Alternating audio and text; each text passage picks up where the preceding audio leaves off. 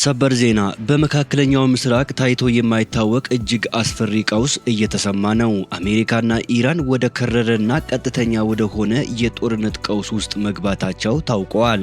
የአሜሪካ ጦር ኃይል ላለፉት 7 ተከታታይ ምሽቶች በኢራን ላይ እያደረሰ ያለው መጠነ ሰፊ ጥቃት በዛሬው ዕለት የሀገሪቱን ወሳኝ ይዞታዎችን ያደቀቀ ሲሆን በኢራን ከተሞች ላይም ከፍተኛ ማህበራዊ ቀውስ ፈጥረዋል።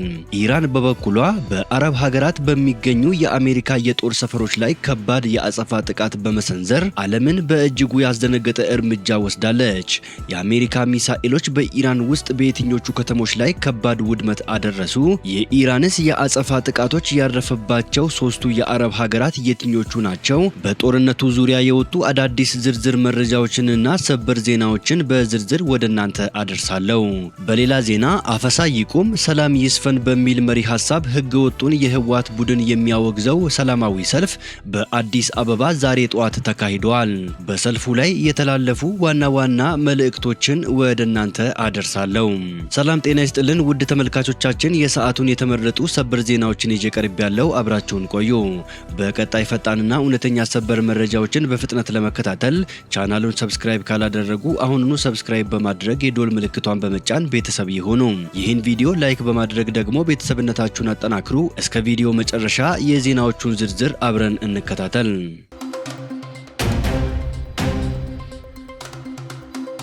በቅድሚያ የአሜሪካና የኢራን ጦርነት ተባብሰዋል። አሜሪካ በኢራን መሰረተ ልማቶች ላይ መጠነ ሰፊ ድብደባ ስትፈጽም፣ ኢራን በበኩሏ በአረብ ሀገራት በሚገኙ የአሜሪካ የጦር ሰፈሮች ላይ የአጸፋ ጥቃት ፈጽማለች። በመካከለኛው ምስራቅ ለረጅም ጊዜ የቆየው ውጥረት ወደ ከፋ የጦርነት ቀውስ ተቀይረዋል። የአሜሪካ ጦር ኃይል በኢራን ግዛት ላይ የጀመረውን የአየርና ሚሳኤል ጥቃት ለ7ኛ ተከታታይ ምሽት የቀጠለ ሲሆን በሀገሪቱ የኢኮኖሚና ወታደራዊ የጀርባ አጥንት በሆኑ መሰረተ ልማቶች ላይ ከባድ ውድመት እያደረሰ ይገኛል። አሜሪካ ጥቃቱን አስመልክቶ በሰጠችው መግለጫ በ7ኛው ምሽት የተካሄደው የአየር ድብደባ በዋናነት ስትራቴጂካዊ የሆኑ ድልድዮችን፣ የኃይል ማመንጫ ጣቢያዎችንና የኮሚኒኬሽን አውታሮችን ኢላማ ያደረገ መሆኑን አረጋግጣለች። ይህ እርምጃ የኢራንን ወታደራዊ እንቅስቃሴና የአቅርቦት መስመር ለማስተጓጎል የተወሰደ መሆኑንም የአሜሪካ መከላከያ ሚኒስቴር ፔንታጎን አስታውቋል። በኢራን በኩል ደቡባዊውን የባህር ጠረፍ በሚያዋስነው የሆርሙዝጋን ግዛት የተፈጸመው ጥቃት በሲቪሉ ማህበረሰብ ላይ ከባድ ቀውስ መፍጠሩ ተነግረዋል። የክልሉ ባለስልጣናት እንደገለጹት የአሜሪካ ሚሳኤሎች የውሃ ማጣሪያና ማሰራጫ ጣቢያዎችን በመምታታቸው በግዛቱ ስር በሚገኙ በርካታ ከተሞች የንጹህ ውሃ አቅርቦት ሙሉ በሙሉ ተቋርጠዋል። ይህም በአካባቢው የሰብአዊ ቀውስ ስጋትን ከፍ አድርጎታል። ኢራን ለአሜሪካ ተከታታይ ጥቃቶች የምትሰጠው ምላሽ በቃላት ብቻ እንደማይወሰን በተግባር አሳይታለች። የኢራን እስላማዊ አብዮታዊ ጥበቃ ጦር የአሜሪካን ጥቃት ለመመከትና አጸፋ ለመመለስ በአካባቢው በሚገኙ የባዕድ ሀገራት የጦር ሰፈሮች ላይ የድሮንና የሚሳኤል ናዳ አውርደዋል። የደረሱ ሪፖርቶች እንደሚያመላክቱት ኢራን ጎረቤት ሀገራትን በመጠቀም በኩዌት፣ ባህሬንና ዮርዳኖስ በሚገኙ የአሜሪካ የጦር ሰፈሮች ላይ የተቀናጀ ጥቃት ፈጽማለች። በእነዚህ የጦር ሰፈሮች ላይ የደረሰውን ጉዳት መጠንና የሰው ሕይወት መጥፋትን በተመለከተ ከአሜሪካ በኩል የተሰጠ ዝርዝር መግለጫ ባይኖርም ጥቃቱ የመካከለኛው ምስራቅን የጸጥታ መዋቅር በእጅጉ ያወከ መሆኑ ተረጋግጠዋል። በተለይም በባህሬን የሚገኘው የአሜሪካ 5ኛው የባህር ኃይል እዝና በዮርዳኖስ የሚገኙ ወታደራዊ ይዞታዎች የኢራን ዋነኛ ኢላማ መሆናቸው ቀውሱ ቀጠናዊ ጦርነት ሆኖ ለመቀጠሉ ማረጋገጫ ሆነዋል ተብለዋል። ዓለም አቀፉ ማህበረሰብና የተባበሩት መንግስታት ድርጅት ሁለቱም ወገኖች በአስቸኳይ የተኩስ አቁም እንዲያደርጉና ወደ ጠረጴዛ ዙሪያ ውይይት እንዲመለሱ ጥሪ እያቀረቡ ቢሆንም የአሜሪካና ኢራን ፍጥጫ ግን አሁንም ወደ ከፋ ደረጃ እየተሸጋገረ ይገኛል። የአሜሪካ ጥቃት በኢራን ላይ ለ7ኛ ተከታታይ ምሽት የቀጠለው ፕሬዝዳንት ዶናልድ ጄ ትራምፕ ጊዜያዊ የተኩስ አቁም ስምምነት ማክተሙን ካወጁ በኋላ ነው። የአሜሪካ ማዕከላዊ እዝ ወታደራዊ እርምጃዎቹ የተወሰዱት በአሜሪካው ፕሬዝዳንት የዶናልድ ጄ ትራምፕ ቀጥተኛ መመሪያ መሆኑን አስታውቀዋል። እነዚህ ጥቃቶች የኢራንን ወታደራዊ አቅም በይበልጥ ለማዳከም ታልመው የተሰነዘሩ ናቸው ሲልም ገልጸዋል። የአሜሪካ ማዕከላዊ እዝ ሴንትኮም በኤክስ ገጹ ባወጣው መግለጫ የጦር ኃይሎቹ የስለላ ጣቢያዎችን፣ የወታደራዊ ስምሪት ሎጂስቲክስ መሰረተ ልማቶችን፣ ከመሬት በታች ያሉ የጦር መሳሪያ ማከማቻዎችንና የባህር ኃይል አቅሞችን መምታታቸውን ገልጸዋል። በሌላ በኩል ኢራን በወሰደችው የአጸፋ እርምጃ በክልሉ የሚገኙ የአሜሪካ አጋሮችን ማጥቃቷን የገለጸች ሲሆን ከነዚህም መካከል ኩዌት ትገኝበታለች። የኩዌት ጦር በበኩሉ ከኢራን በኩል የተሰነዘረውን የጥቃት ድርጊት ተከትሎ የሀገሪቱ የአየር መከላከያ ስርዓት የሚሳኤልና የድሮን ጥቃቶችን ሲመክት ማደሩን አስታውቀዋል።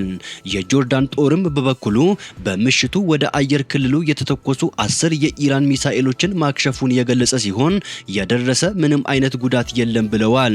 የአሜሪካ ማዕከላዊ እዝ ሴንትኮም ለበርካታ ሰዓታት ድብደባውን ከፈጸመ በኋላ ከእኩለ ሌሊት በፊት ማቆሙን በመግለጫው ላይ አመላክተዋል። አክሎም የአሜሪካ ጦር ኃይሎች ተዋጊ አውሮፕላኖችን፣ ድሮኖችንና የጦር መርከቦችን ጨምሮ ሌሎች ወታደራዊ ንብረቶችን ተጠቅመዋል ሲልም ተናግረዋል። የኢራኑ መንግስታዊ የፋርስ የዜና ወኪል 2 የነዳጅ ጫኝ መርከቦች ከሆርሙዝ ባህረ ሰላጤ በስተደቡብ በሚገኝ ፈንጂ በተቀበረበት የባህር መስመር ላይ ሲጓዙ ፈንጂዎች ፈንድተው እሳት አጋጥሟቸዋል ሲል ዘግቧል። ሆኖም የአሜሪካ ማዕከላዊ እዝ ሴንትኮም ቆየት ብሎ በኤክስ ገጹ ልክ እንደ አብዛኞቹ የኢራን አብዮታዊ ዘበኛ ወሬዎች ይህ ግምገማ ፍጹም ሐሰት ነው ሲል አስተባብለዋል። በአሜሪካና ኢራን ኃይሎች መካከል እየተካሄደ ባለው የእርስ በርስ ጥቃት ምክንያት እጅግ ወሳኝ በሆነው የሆርሙዝ ባህረ ሰላጤ ላይ የሚደረገው የመርከብ ትራፊክ እንቅስቃሴ ሙሉ በሙሉ በሚባል ደረጃ ቆመዋል። የኢራን መንግስታዊ መገናኛ ብዙሃን እንደዘገቡት ከሆነ በሀገሪቱ መካከለኛ ክፍል በምትገኘው ያዚድ ከተማ፣ በቄሸም ደሴትና በባህረ ሰላጤው አቅራቢያ በምትገኘው ባንደር አባስ የወደብ ከተማ ፍንዳታዎች ተሰምተዋል። ባለፈው አርብ የኢራን ጦር ኃይሎች በኩዌትና ባህሬን፣ ጆርዳንና ለመጀመሪያ ጊዜ በሶሪያ የሚገኙ በርካታ የአሜሪካ ወታደራዊ ተቋማትን ማጥቃታቸውን የገለጹ ቢሆንም አሜሪካ ግን ይህንን አስተባብላለች። ወደ ሀገር ውስጥ ሰበር ዜና ስንመለስ በአዲስ አበባ ከተማና አካባቢው የሚኖሩ የትግራይ ተወላጆች የፕሪቶሪያው የሰላም ስምምነት ሙሉ በሙሉ እንዲተገበርና ህገወጡ የህወሓት ቡድን በትግራይ ህዝብ ላይ እያደረሰ ያለው መከራና እንግልት እንዲያበቃ የጠየቁበትን ሰላማዊ ሰልፍ አካሂደዋል። ሰልፈኞቹ ካስተላለፏቸው መልእክቶች ውስጥ ዋና ዋና ነጥቦች ስንመለከት በትግራይ ውስጥ የሚፈጸመው ግፍ፣ አስገዳጅ ምልመላና አፈና ተባብሰዋል። በዚህም ምክንያት ወጣቶች ለስደት፣ ለእስራትና ለሞት እየተዳረጉ ይገኛሉ። ህገወጡ ቡድን ወጣቶችን እያፈነ ወደ ሱዳን በመሸጥ የራሱን ህልውና ለማራዘም እየሰራ ይገኛል። እናቶች ልጆቻቸውን ተነጥቀው በሐዘን ላይ በመሆናቸው ይህ የትውልድ እልቂት በአስቸኳይ ሊቆም ይገባል። የፕሪቶሪያው የሰላም ስምምነት በአግባቡ እየተተገበረ አይደለም። ከምዕራብ ትግራይም ሆነ ከሌሎች አካባቢዎች የተፈናቀሉ ዜጎች በህገ መንግስቱ መሰረት ወደ ቀያቸው ሊመለሱ ይገባል። ቡድኑ ግን የተፈናቃዮችን ስም ለፖለቲካ ንግድ እየተጠቀመበት ይገኛል። የፌዴራል መንግስቱ የፕሪቶሪያው የሰላም ስምምነት ተግባራዊ እንዲሆን የማድረግ ትልቅ ኃላፊነት አለበት። ቡድኑ ስምምነቱን ሲጥስ የፌዴራል መንግስቱ ዝምታን መምረጥ የለበትም፣ ተጠያቂነትም ሊያሰፍን ይገባል። የፌዴራል መንግስት ለትግራይ ህዝብ ማህበራዊ አገልግሎቶች፣ ትምህርት፣ ጤናና ለመሳሰሉት የሚልከው በጀት በቡድኑ የሙስናና የሌብነት መረብ እየተመዘበረ በመሆኑ ህዝቡ አገልግሎት ማግኘት አልቻለም። የትግራይ ህዝብ በተለይም እናቶችና ወጣቶች ለዚህ አፈናና ለጦርነት ሻጭ ቡድን እምቢ ሊሉ ይገባል። በውጭ ሀገር የሚኖረው የትግራይ ዲያስፖራ የዚህን አጥፊ ቡድን እውነተኛ ገጽታ በመረዳት የቡድኑን የጥፋት ዕድሜ ለማሳጠር የበኩሉን አስተዋጽኦ እንዲያደርግ ታሪካዊ ጥሪ ቀርበዋል። ሳያውቁም ሆነ ተገደው የዚህ ቡድን መሳሪያ የሆኑ ወጣቶች ይህ መንገድ ትግራይን ወደ ባሰ ጥፋት እንጂ ወደ መፍትሄ እንደማይወስዳት ተገንዝበው ራሳቸውን ከዚህ አጥፊ ተግባር እንዲያገሉ ተጠይቀዋል። የትግራይ ተወላጆች ድምጻቸውን በነጻነት እንዲያሰሙ ይህንን መድረክ ላመቻቹትና ሰላማዊ ሰልፉን ለደገፉት ለአዲስ አበባ ከተማ አስተዳደር ምስጋና ቀርበዋል። የትግራይ ህዝብ ዳግም ወደ ጦርነት መግባት አይፈልግም። ዘላቂ ሰላም፣ መረጋጋትና ማህበራዊ አገልግሎቶችን ይሻል። ይህ ሊረጋገጥ የሚችለው ደግሞ ህገወጡ የህወሓት ቡድን ከድርጊቱ ሲታቀብና ሁሉም አካላት ለሰላም በጋራ ሲቆሙ ብቻ ብቻ ነው ሲሉ በህገወጥ ቡድኑ ላይ ያላቸውን የተቃውሞ ድምፅ ሰልፈኞቹ አሰምተዋል። ውድ ተመልካቾቻችን የሰዓቱን የተመረጡ ሰበር ዜናዎች ወደ እናንተ ያደረስኳቸው ናቸው። ከሰዓታት በኋላ በሌላ ሰበር ዜናዎች እስከምንገናኝ በያላችሁበት የዓለም ዳርቻ ቸር ቆዩልን። ሰላም ለዓለማችን ይሁን።